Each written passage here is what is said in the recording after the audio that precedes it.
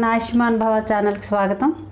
మనం పిల్లలకి ఎప్పుడూ కూడా ఒకే రకం టిఫిన్లు దోశలు, ఇడ్లీ, బొంబాయి రవ్వతో ఉప్మా, పూరి ఇలా చేస్తున్నాం కదా. ఈరోజు నేను చెప్పే టిఫిన్ ఏంటంటే మా అమ్మగారు మాకు చేసేటువంటి టిఫిన్ ఇది చాలా బలం కూడాను.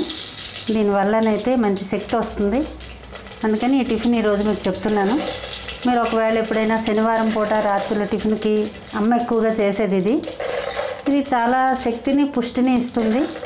పిల్లలకి సాయంత్రం ఇళ్ళకి వచ్చేటప్పుడు స్కూల్ నుంచి చక్కగా దీన్ని చేసి పెట్టారనుకోండి, వాళ్ళు కడుపు నిండా తిని చక్కగా ఆడుకుంటారు, చదువుకుంటారు.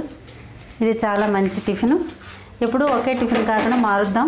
ఉప్పు పిండి అంటారు. వరి నూక మనం బియ్యం కాస్త కడిగేసి ఎండబెట్టుకుంటాము.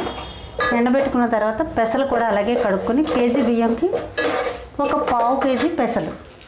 ఈ పెసలను కూడా మనం కడిగేసి ఎండబెట్టుకుని వాటిని కొద్దిగా దోరగా వేయించుకోవాలి. వేయించుకున్న తర్వాత ఆ పెసలు బియ్యము కలిపి నూక ఆడించుకోవాలి. నూక ఆడించుకుని దాంతో తయారు చేసినటువంటిది పెసరట్టుగా ఎలాగ ఉపయోగిస్తాము. పెసలు చాలా మంచి పోషకాలు ఉన్నాయి. దాన్ని కడిగి వేయించేటప్పటికల్లా మంచి సువాసన వస్తుంది. దీంట్లోని ప్రత్యేకత ఏంటంటే అల్లం తరుగు కాస్త ఎక్కువ వేయాలి. చూడండి ఎంత అల్లం తరుగు వేసాను. అలాగే అల్లం తరుగు కాస్త ఎక్కువ వేసుకొని ఉల్లిపాయలు, పచ్చిమిరపకాయలు కాస్త ఎక్కువగానే వేసుకోవాలి. వేసుకుంటే దీని టేస్ట్ బాగుంటుంది. పోపులన్నీ కూడా మన ఉప్మా పోపులన్నీ ఆవాలు, జీలకర్ర, మినపప్పు, శనగపప్పు వేసేసాం కదా. వేసిన తర్వాత అల్లం తరుగు కాస్త ఎక్కువ వేసుకున్నాము. ఉల్లిపాయ, పచ్చిమిరపకాయ కూడా ఎక్కువ వేసుకున్నాం. ఇవి బాగా వేగుతాయి కదా. దీన్ని ఎలా అంటే గ్లాసుకి 2 గ్లాసులు నీళ్ళు పోస్తాము.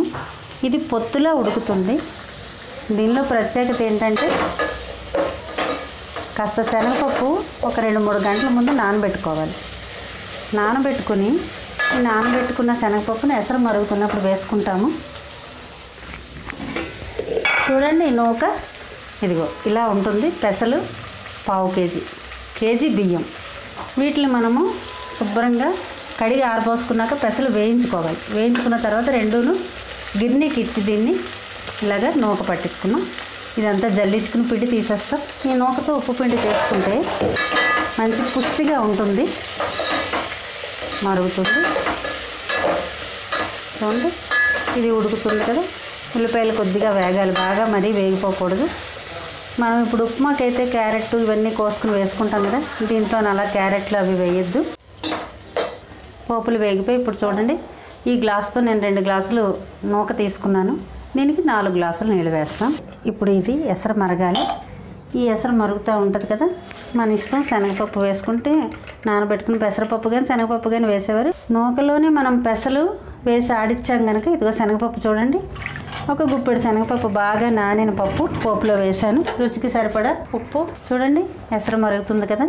ఇప్పుడు ఈ మరిగి ఎసరులో మనం చక్కగా కొబ్బరికాయ కోరుకొని ఆ కొబ్బరికూర వేసుకోవాలి. కొబ్బరికూర వేసుకున్నాం కదా. ఇప్పుడు ఇలా ఉడుకుతుంది. ఎసరు బాగా మరుగుతున్నప్పుడు మనం 4 గ్లాసులు ఎసరు పోసుకున్నాం కదా. దీనికి 2 గ్లాసులు నూక ముందుగానే కొలిచి పెట్టుకున్నాము.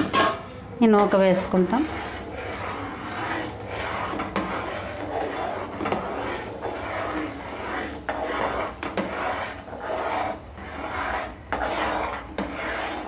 మనం అన్నం వండుకోవడానికి ఎలాగైతే ఎసరు గ్లాసుకి 2 గ్లాసులు కానీ లేకపోతే 3 గ్లాసులు కానీ వేసుకుంటాం కదా, అలాగే ఇప్పుడు దీన్ని సిమ్లో పెట్టేసుకుని ఇలా పెట్టుకున్నాం. మూత పెట్టుకోవడం దగ్గరికి పొత్తులా ఉడుకుతుంది. అమ్మ వాళ్ళు అయితే అప్పుడు బొగ్గుల కుంపటి మీద చక్కగా ఈ ప్లేట్ మీద ఇన్ని నిప్పులు వేసేవారు. అది ఎంత టేస్ట్గా ఉంటుందో అంత ఆరోగ్యం కూడాను. చూడండి 20 నిమిషాల కల్లా చక్కగా పొత్తులా ఇలా ఉడికింది. దీంట్లో కొద్దిగా కమ్మటి నెయ్యి వేసుకుందాం. ఇంకొక 5 నిమిషాలు ఉండేసరికి ఇది చక్కగా ఇంకా దింపేసుకోవచ్చు. అమ్మ వాళ్ళు బాగా నూనె పోసి ఉండేవారు. ఇప్పుడు అంతంత నూనెలు వద్దంటున్నారు కనుక మనం ఎంత గానుగు పట్టి ఆడించుకున్న నూనె అయినా కూడా కాస్త నూనె తక్కువే వేస్తాను. అయిపోయింది. ఇది ఇంక ఇలా మనం వడ్డించుకుని మన ఇష్టం. దీంతో అల్లం చట్నీ తింటామా, కొబ్బరి చట్నీతో తింటామా, పల్లీలు కొబ్బరి చట్నీ చేసుకున్నా, అల్లం చట్నీ అయినా మీ ఇష్టం. దేంతో ఇష్టపడితే దాంతో తినొచ్చు. పాతకాలం నాటి అమ్మమ్మల నాటి వంట. ఈ వీడియో చూసినందుకు ధన్యవాదాలు. నా పేరు ఇందిర. ఆయుష్మాన్ భవ.